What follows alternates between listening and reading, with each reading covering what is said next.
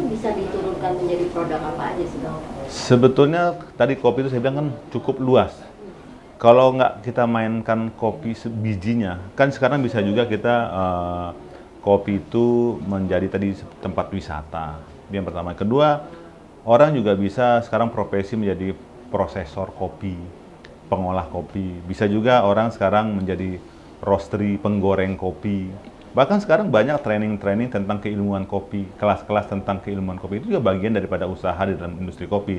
Jadi jangan semua menuju kepada produknya, gitu. Tapi turunan juga harus mulai menjadi usaha mereka, sebetulnya. Sehingga orang tidak ngejar fisik kopinya sebetulnya. Nah, bisa jadi turunannya ya seperti itu.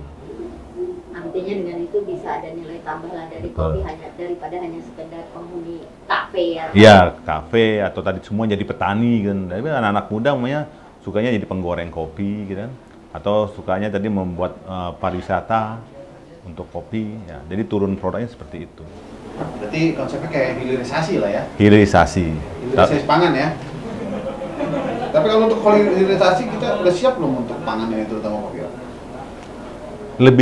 Sebenarnya udah dihilirisasi udah siap, tapi tadi di hulunya karena sekarang yang kita tuh kekurangan petani muda sebetulnya.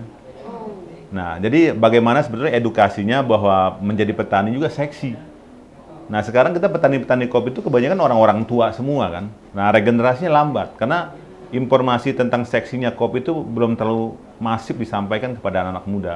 Rata-rata orang kuliah, kerja, datang dari kampung, kuliah, kerja di kota. Padahal kopi salah satu industri yang menjanjikan seperti sekarang ini. Nah, itu yang sebenarnya tantangannya adalah bagaimana regenerasi petani kopi sebetulnya yang penting. Jadi bukan cuma 12 komoditas pangan utama aja ya. yang harus jadi. Jadi itu apa namanya?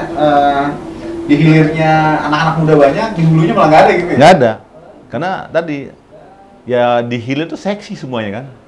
Ya orang-orang kadang-kadang malas bergelut dengan petani karena di Indonesia petani kan selalu konotasi negatif gitu. Nah, ini juga salah satu menjadi diskusi kami tadi malam dengan teman-teman asosiasi. Karena sekarang banyak luar mulai masuk ke daerah perkebunan kopi.